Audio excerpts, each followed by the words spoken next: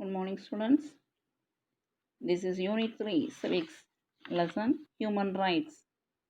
In the first part, already we have studied about human rights, fundamental rights, and also fundamental duties. Here, in this part, we have to study National Human Rights Commission, National Human Rights Commission, then State Human Rights Commission, then Child Rights, and also Women's Rights. Okay, then National Human Rights Commission. National Human Rights Commission is an autonomous body constituted on 12th October 1993 under the Protection of Human Rights Act of 1993. It consists of a chairman and few other members, 3 from judiciary and 4 from other department. So totally 7 members. Few others, 4 from judiciary, 7 members plus 1 chairman. Okay, ma. A National Human Rights Commission established in the year 12th October 1993. So, NHRC is responsible for the protection and promotion of human rights in India, defined by the Act as rights relating to life, liberty, equality, and dignity of the individual guaranteed by the Constitution are embodied in the International Conventions of Office. Then office is located in New Delhi. So National Human Rights Commission's office is located in New Delhi. Then functions of NHRC. என்னென்ன function பாரு, it inquire into the violation of human rights. Human ரைட்ஸை எங்கேயாவது violate பண்ணாங்கன்னா உடனே அது கேட்கும், தட்டி கேட்கும். Then to intervene the court proceedings relating to human rights. Human rights வச்சு ஏதாவது கோர்ட்டில் கேசஸ் இருந்தாலும் அதை வந்து பார்த்துக்கும். Then to undertake and promote research in the field of human rights. To engage in human rights education among various sections of the society. அப்போ human rights பாதிக்கக்கூடிய அளவில் எங்கெங்கே கேசஸ் இருந்தாலும் அது வந்து நேஷ்னல் ஹியூமன் ரைட்ஸ் கமிஷன் பார்த்து கொள்ளும். Then state human rights commission, அது என்ஹெச்ஆர்சி, இது SHRC, state human rights commission. சரியாம்மா? அப்போ every state in India has a state human rights commission. ஒவ்வொரு ஸ்டேட்லேயும் அது இருக்கும். சரியாப்பா? இது வந்து மெயினாக எப்போ எஸ்டாப்ளிஷ் பண்ணாங்க? 1993 தான். The protection and promotion of human rights constitute the principal concern of the commission. Then state commission, அதாவது நேஷ்னல் ஹியூமன் ரைட்ஸ் கமிஷன் என்னென்ன வேலை பார்க்குறோம் அதே மாதிரி தான், அதே சேம் ப்ரொசீடிங் தான் இங்கேயும். பட்டு அதோடைய ஆஃபீஸ் வந்து எங்கே இருக்குது? நியூ டெல்லியில் இருக்குது. பட் ஸ்டேட் ஆஃபீஸ் வந்து சென்னையில் இருக்குது. சரியாப்பா? Then functions of SHRC. எஸ்ஹெச்ஆர்சின்னு சொல்லும்போது state human rights commission. State Human Rights Commission shall accord into violation of human rights in respect of matters specified in states and concurrent list. இது ஸ்டேட்டில் உள்ளது பார்த்துக்கும். நேஷ்னல்னு சொல்லும்போது ஹோலாக இந்தியாவுக்குள்ளது. Then it can also recommend compensation to victims. பாதிக்கப்பட்டவங்களுக்கு compensation ஸ்டேட்டும் வாங்கி கொடுக்கும். Then child rights. சைல்ட் ரைட்ஸ்னு சொல்லும்போது சில்ட்ரனுக்கு என்னென்ன ரைட்ஸ் இருக்குது, உரிமைகள் காணப்படுகிறது. Apart from the fundamental rights described by the Constitution, we have to ensure certain other rights also. Child is a person who has not completed the age of 18. That is a minor person. UNO. அப்படின்னு UNO சொல்லுது. Minor as per UNO. UNOல 18 வயசு குறைஞ்சவங்கலாம் minor. Then the Declaration of the Right of the Child was accepted and adopted in the UN General Assembly on 20th November 1989. அவங்களுக்கு என்னென்ன ரைட்லாம் இருக்குது? Right to life, வாழ்வதற்கு உரிமை காணப்படுகிறது. Then right to family environment, then right to education, right to benefit from social security, right against sexual exploitation, right against sale of trafficking, Then right against other forms of exploitation like child labor. Right to life. Right to life என்ன? The child has a right to survive even before its birth. பிறந்ததிலிருந்து அது வாழ்வதற்கு உரிமை காணப்படுகிறது. வாழ்ந்தா மட்டும் போதாது, right to basic needs of food, shelter and clothing and the dignified living. Food, shelter, clothing எல்லாம் கிடைக்க பெற்று வாழ வேண்டும். The right to family environment.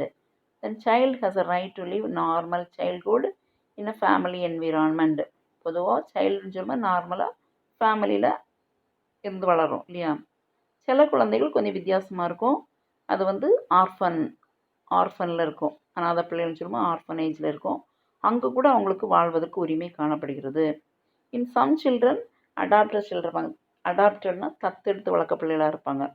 சில ஃபேமிலியில் குழந்தை இல்லைன்னா தத்தெடுத்து வளர்த்துருப்பாங்க. அங்கேயும் அவங்களுக்கு வாழ உரிமை காணப்படுகிறது. The right to benefit from social security. Right to benefit from social security. Children should get financial support from the country when their parents and guardians are unable to provide them with a good standard of living by themselves due to any illness, disability or old age. Suppose அவங்களுக்கு வாழ்வதற்கேற்ற சரியான சூழ்நிலை இல்லை, பேரண்டால் கிடைக்கல, இல்லை கார்டியனால் கிடைக்கலன்னா அவங்க வந்து என்னது கவர்மெண்ட் சப்போர்ட் வாங்கியாவது வாழ்கிறதுக்கு அவங்களுக்கு உரிமை காணப்படுகிறது. The right to education. படிப்பதற்கு உரிமை காணப்படுகிறது. Right to education act is an act of the parliament of India enacted in 2009 for free and compulsory education for children from 6 to 12 years of age under Article 21A of the Constitution. Article 21A of the Constitution என்ன சொல்லியிருக்காங்க? Children 6லேருந்து 14 வரை, இப்போ first ஸ்டாண்டர்ட்லேருந்து 10th வரை அவங்களுக்கு என்னது free and compulsory education பெறுவதற்கு நமக்கு உரிமை காணப்படுகிறது. கீழே இருக்க பிக்சர் உங்களுக்கு தெரிஞ்சிருக்கும். மலாலா தெரியும் இல்லையா? பெண் குழந்தைகளுடைய கல்விக்காக போரிட்டு நோபல் பரிசு பெற்றவங்க தான் மலாலா. சரியாம்மா? அப்போ இந்த மலாலா என்ன சொல்கிறாங்கன்னா, இந்த பெண் குழந்தையுடைய பெண் கல்விக்காக, பெண்கள் கல்வி பெற வேண்டும் என்பதற்காக போரிட்டு, அதனால் என்னது குண்டடிப்பட்டு பெண் கல்விக்காக போரிட்டு அதனால் நோபல் பரிசு பெற்றவங்க. அவங்க என்ன சொல்கிறாங்க பாரு, every day I fight to ensure all girls receive 12 years of free, safe, quality education. பெண்கள் வந்து இந்த ஃப்ரீயாகவும் சேஃபாகவும் தரமான கல்வி வாங்குறதுக்காக நான் எவ்ரிடே போராடுவேன் அப்படின்னு சொல்கிறாங்க. புரியுதா? Then next, right against sale of trafficking of children. இப்போ குழந்தைகளை விற்கிறாங்க இல்லையா? குழந்தைகளை விற்றுடுறாங்க, பல ரீசனுக்காக விற்கிறாங்க. Children should be treated as individual as fundamental human rights. Children are vulnerable. There are root causes such as poverty, gender discrimination, broken families, etc. behind the sale or trafficking of children. குழந்தைகளை விற்கிறதுக்கு பல reason இருக்குது. Poverty, gender discrimination, சிலர் பெண் குழந்தைனால அப்படி விற்றுறாங்க. Broken families, அம்மா அப்பா பிரிஞ்சு புரோக்கனாக இருக்கிறதுனால, சரி, அதனால் குழந்தைகளை விற்கிறாங்க. So many reasons are there. Then கீழே டூயினோ பாரு, காவலன் SOSன்னு ஒரு ஆப் இருக்குது. ஏதாவது ப்ராப்ளம்னா உடனே சொல்லிட்டா போதும், அவங்க நினச்சிவாங்க பார்த்துக்குவாங்க. இதுதான். Then next, right against exploitation. Right against exploitation. Sexual exploitation. The state should protect children from sexual exploitation and abuse when they are forced or persuaded to take part in sexual activities physically or mentally. இப்போ nowadays பெண் குழந்தைனாலே அவங்களுக்கு நிறைய problems இருக்குது இல்லையா?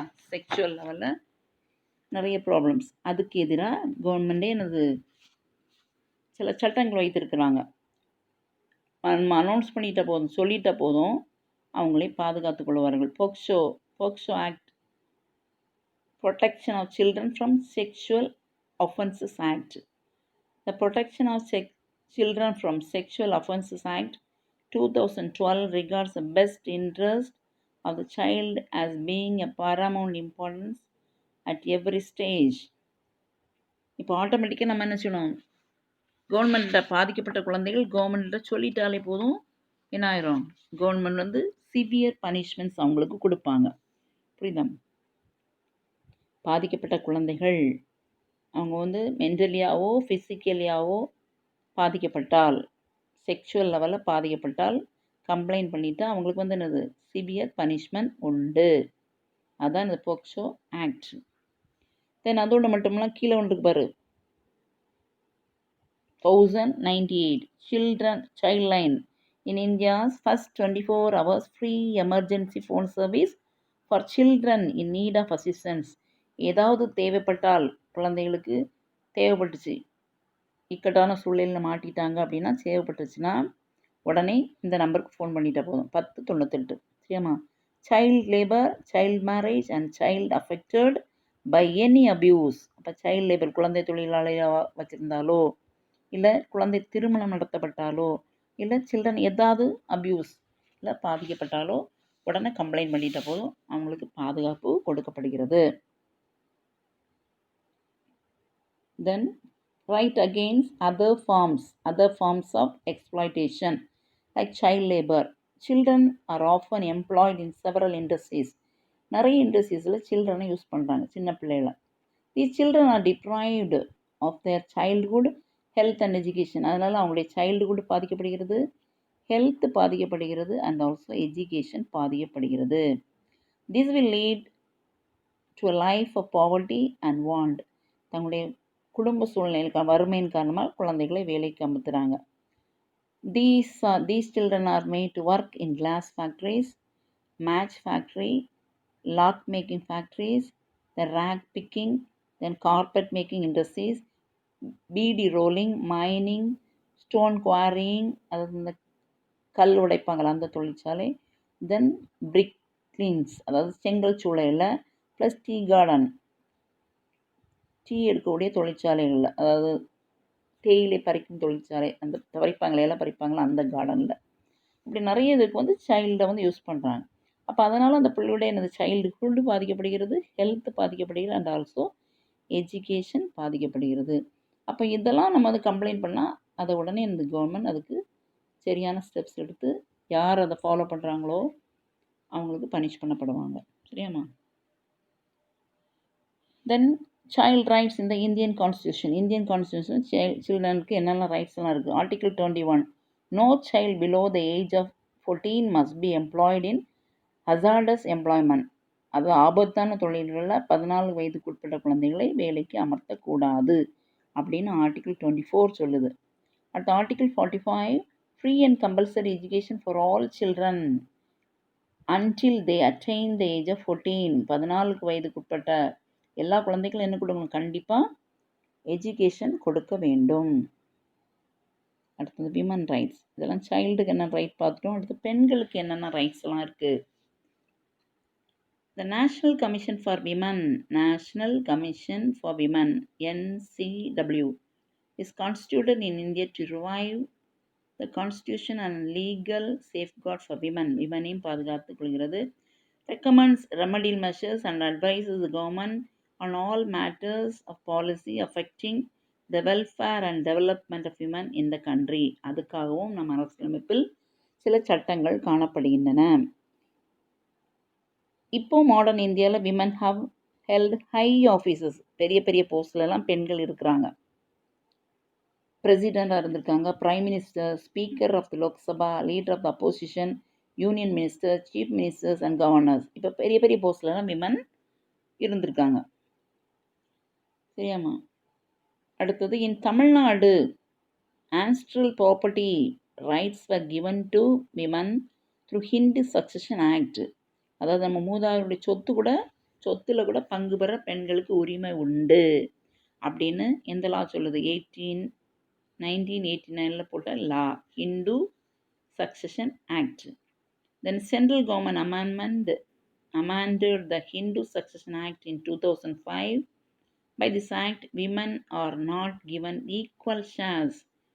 Individual ப்ராப்பர்ட்டியோட ஆண்களுக்கு நிகராக equal share பெண்களுக்கும் உண்டு அப்படின்னு ஹிந்து சக்சஷன் ஆக்ட் ஆஃப் 2005 கூறுகிறது. அப்போ பெண்களுக்கும் இது ஆண்களுக்கு நிகரான ரைட்ஸ் இருக்குது இல்லையாப்பா. Women's rights under the constitution of India mainly include equality, dignity and freedom from discrimination. எல்லாத்துலேருந்து பெண்களுக்கு என்னது பெண்களை என்ன செய்ய முடியாது, விலக்கி வைக்க முடியாது. அதுக்காக நிறையா லா காணப்படுகிறது. இதனால் என்னது women's labourers welfare and Ambedkar இவர் பீரியடில் நிறைய ஆக்ட்ஸ் கொண்டு வந்திருக்காங்க.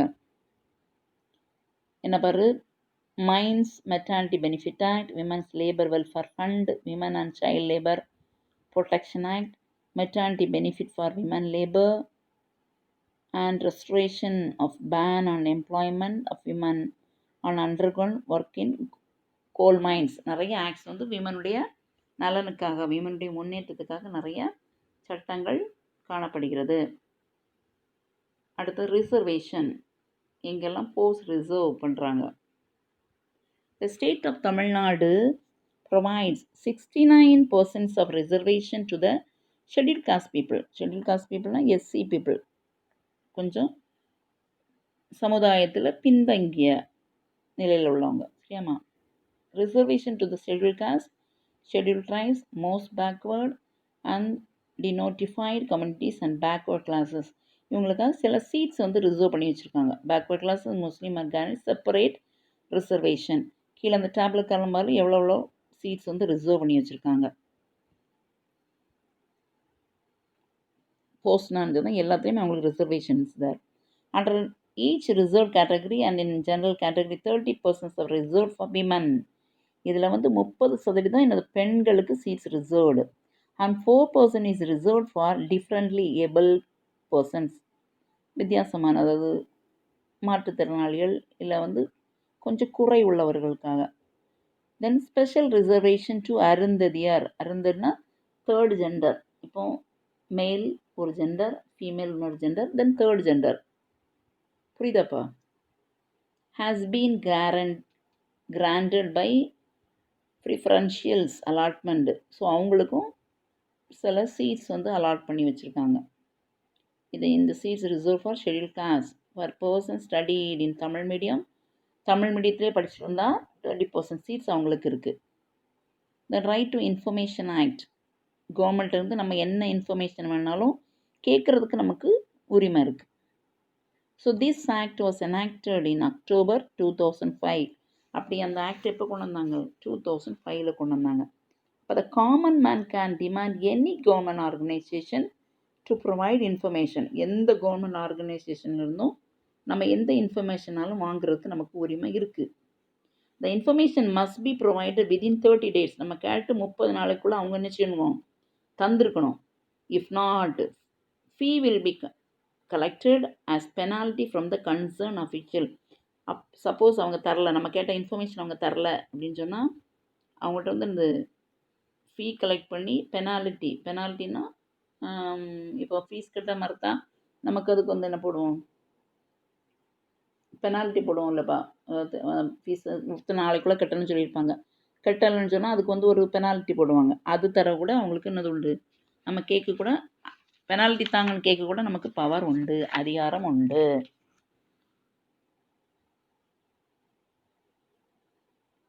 And it is the most powerful. It is one of the most powerful law of the country. Then this act is people friendly. Even an illiterate person can ask any public information officers to write it down for him. அதனால் படிப்பறிவு இல்லாதவங்க கூட எந்த information வேணாலும் government கேட்க முடியும். அப்போ even an illiterate person, படிப்பறிவு இல்லாதவங்க கூட ஏதாவது இன்ஃபர்மேஷன் வாங்கினாலும் வாங்கிக்கலாம்.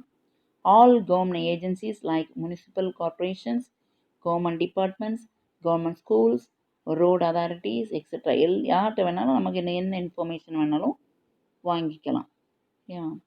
Through RTI one can get even copies of government documents such as records, reports, papers etcetera. எதில் வேணால் நம்ம இன்ஃபர்மேஷன் கேட்கலாம். தென் லேபர் ரைட், என்னென்ன லேபருக்கு என்னெல்லாம் ரைட்ஸ் இருக்குது. The constitution ensure right to equality of opportunity in public employment right to inform associations and unions, right to livelihood, prohibit trafficking, forced labor and child labor.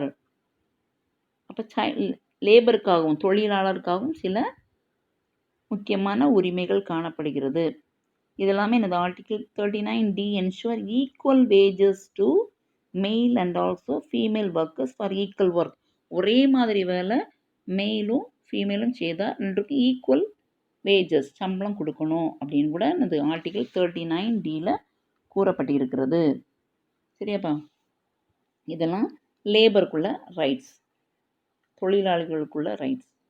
தென் அம்பேத்கர்னு சொல்லுது contribution of doctor BR Ambedkar.